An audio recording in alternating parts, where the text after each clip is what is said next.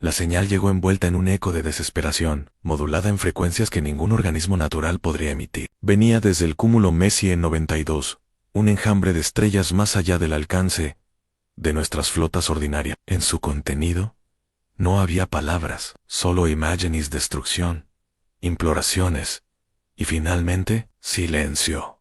El tipo de silencio que uno solo encuentra cuando todo ha muerto, las razas del Concilio Galáctico.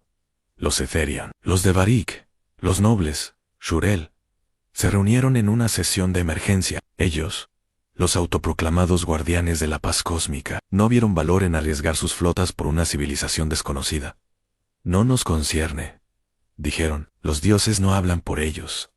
Nosotros tampoco lo haremos. La Tierra, sin embargo, recordaba lo que era clamar ayuda sin que nadie escuchara. Recordaba el dolor de Hiroshima, las trincheras de Verdún, las llamas de Alepo y los horrores silenciados de Marte II.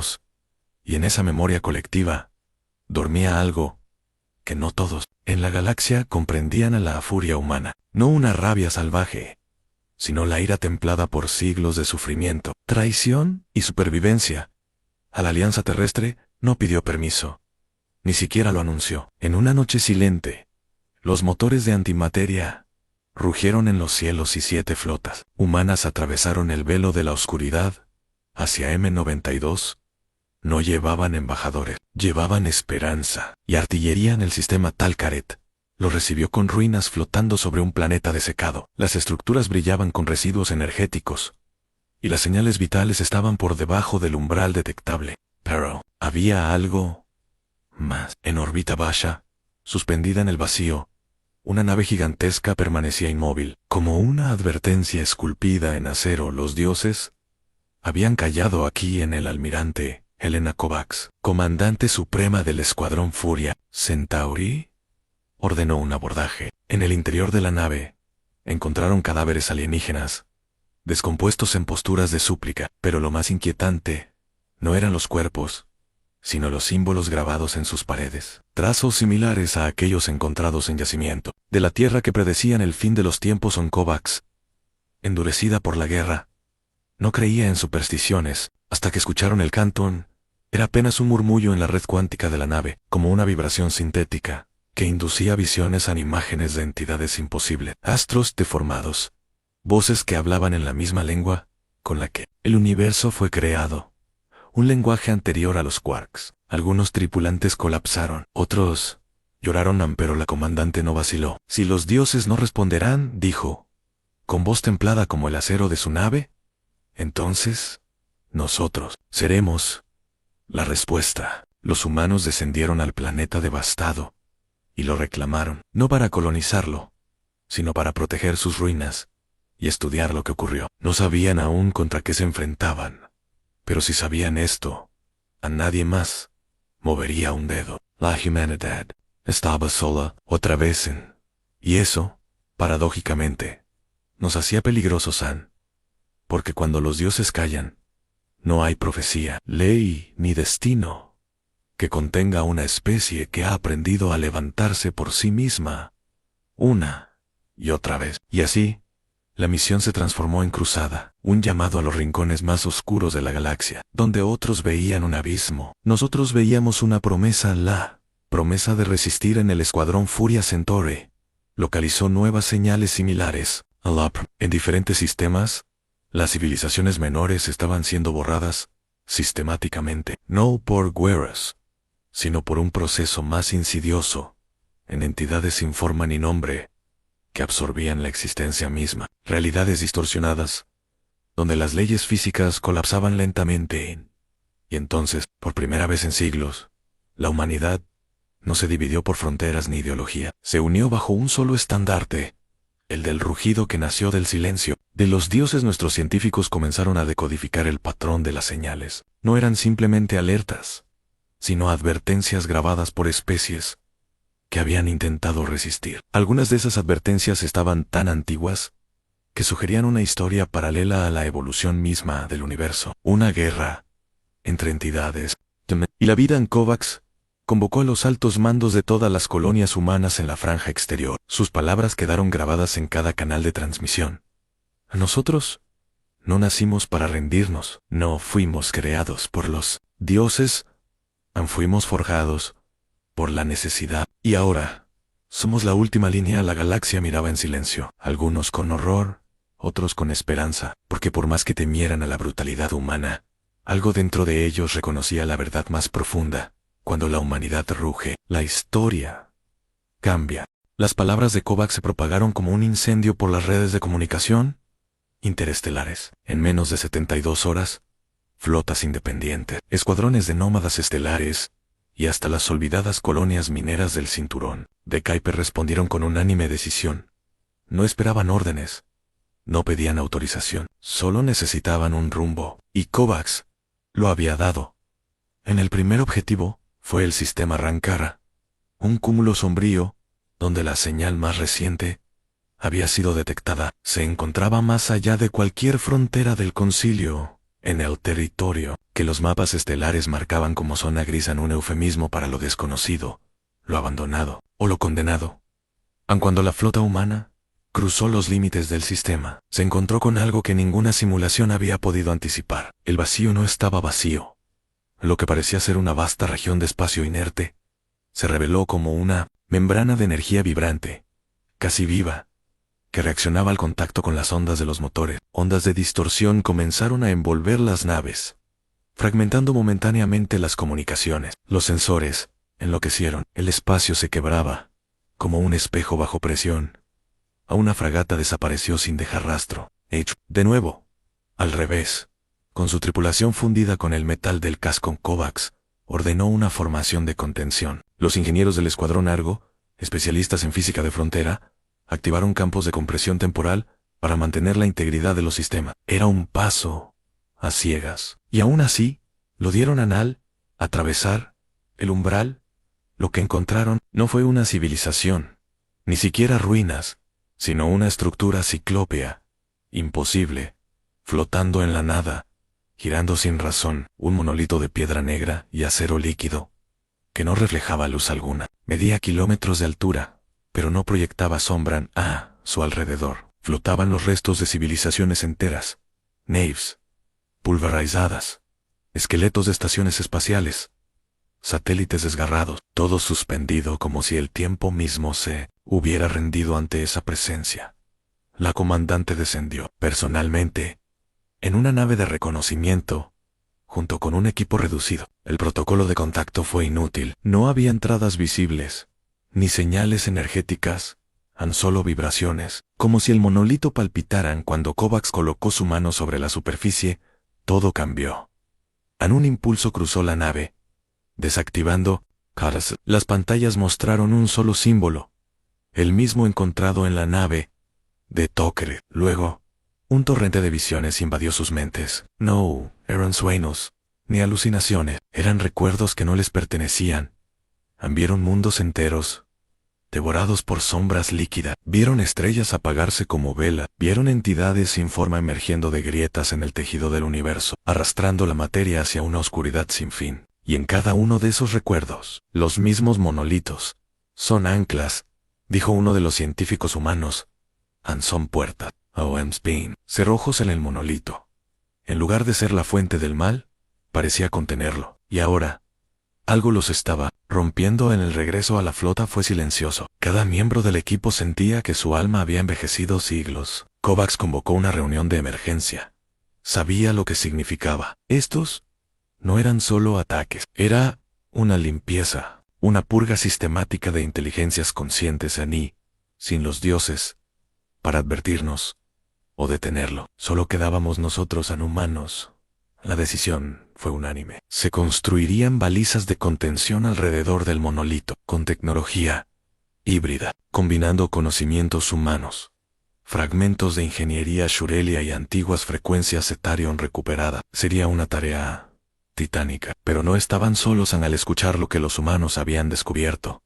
Algunas especies menores que habían vivido a la sombra del concilio empezaron a enviar ayuda, unos por miedo, otros por gratitud, incluso algunos por venganza. Así nació la iniciativa del rugido, una coalición liderada por humanos, pero conformada por todos aquellos que habían sido ignorados, los olvidados, los sin voz, los que Durante siglos fueron considerados prescindibles.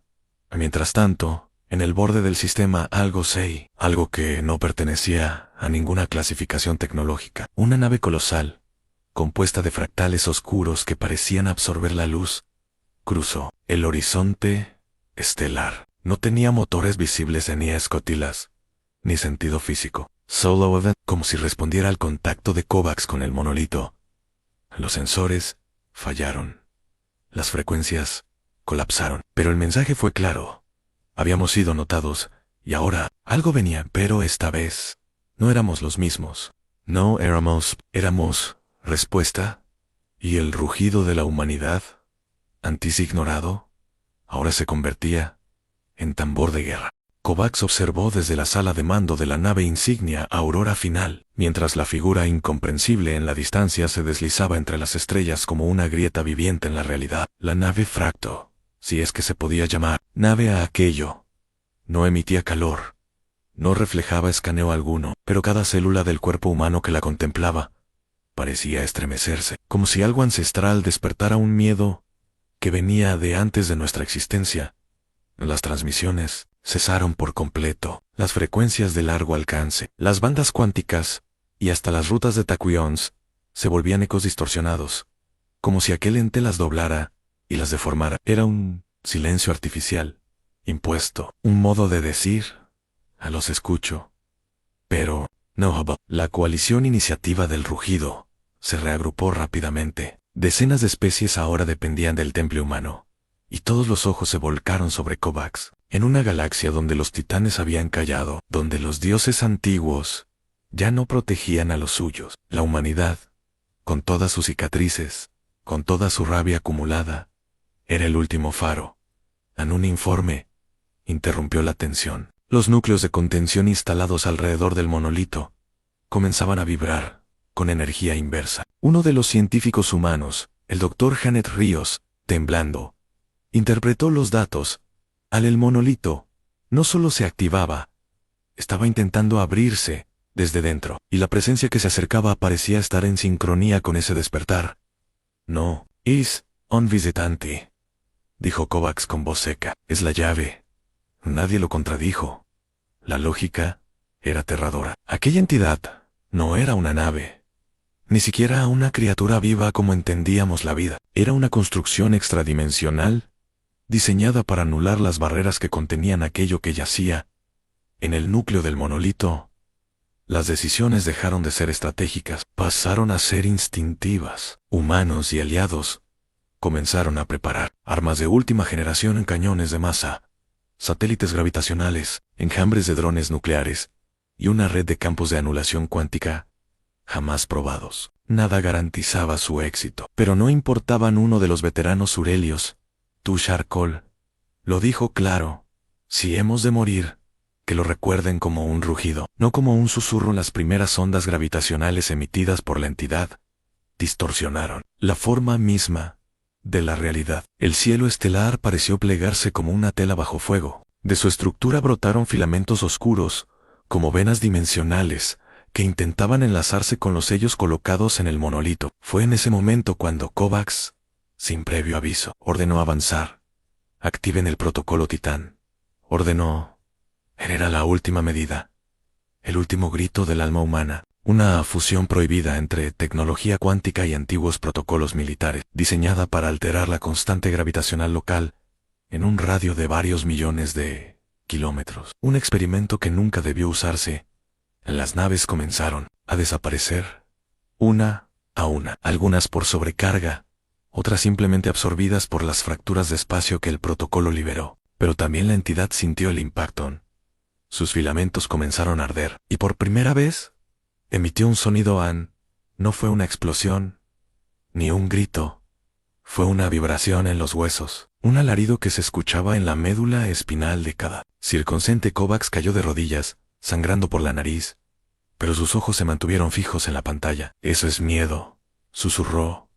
¿Acaso los dioses también pueden temer? La estructura fractal retrocedió levemente, lo suficiente para que la coalición lanzara todo su poder. Misiles envueltos en antimateria, rayos de energía concentrada y hasta detonaciones de espacio-tiempo convergieron en su núcleo. El cielo estalló. «Guay». El monolito respondió. Por primera vez, desde que lo habían encontrado, su superficie comenzó a cambiar. Grietas de luz pura se extendieron por su cuerpo, como si algo en su interior despertara no con rabia, sino con juicio. La entidad fractal se detuvo. Sus filamentos temblaron como si fueran cortados desde otro plano. Un impulso final emergió del monolito, no como ataque, sino como sentencia. Una onda expansiva de energía armonizada que atravesó toda la flota, pero sin dañar a Ne. Era un mensaje, un susurro celestial, traducido por los intérpretes Surelios Anesta. Jaula fue forjada por quienes nos abandonaron, pero ahora, su custodia es vuestra. Que el rugido sea eterno. Las pantallas volvieron a encenderse. Las naves estabilizaron su curso, y el espacio, poco a poco, recuperó su silencio. Pero no, era el mismo silencio. Era uno lleno de historia.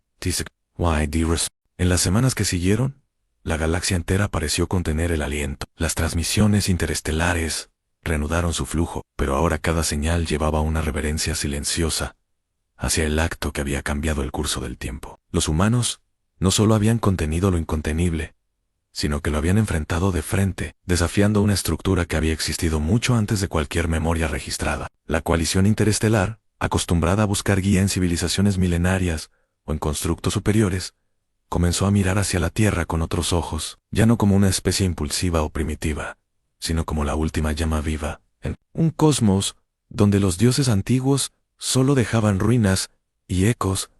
El monolito no volvió a emitir señales, pero su estructura seguía vibrando levemente con una energía desconocida. Grupos científicos de diferentes razas fueron autorizados por la iniciativa del rugido para estudiar la zona, bajo estricta supervisión humana. La humanidad, por primera vez en su historia galáctica, no estaba siguiendo órdenes ni protocolos.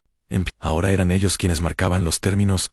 Kovacs, gravemente debilitado por la exposición a la activación del protocolo Titán, fue trasladado a la base lunar de Encelado para su recuperación. Allí, rodeado de pantallas, informes y homenajes, recibía delegaciones que llegaban de todos los rincones de la Vía Láctea. Muchos traían regalos simbólicos, artefactos de sus culturas, incluso reliquias sagradas, pero todos compartían una misma intención: respeto absoluto. Kovacs no era solo un comandante. Para muchos, se había convertido en algo más, una prueba viviente de que incluso cuando los dioses callaban, el espíritu humano podía hablar más fuerte. Mientras tanto, el Consejo Interespecie votó por unanimidad otorgar a la humanidad el liderazgo temporal de las Fuerzas de Defensa Galáctica, algo que jamás se había concedido a una especie recién integrada al tejido político del cosmos. No fue una decisión política, fue una necesidad histórica, porque había surgido una nueva verdad, clara y poderosa como un cometa atravesando la oscuridad donde otros dudaban. La humanidad actuaba. Donde otros temían, la humanidad rugía.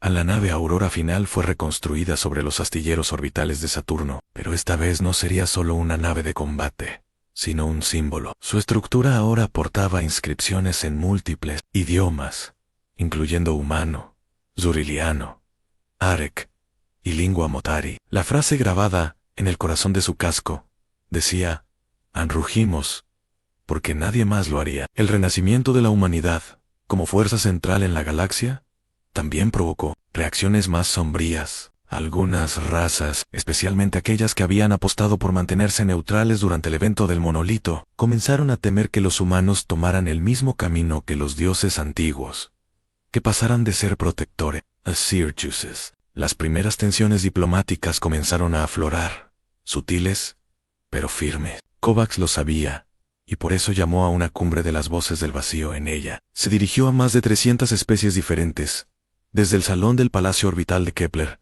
-22 ven sin armas, sanas, solo con palabras.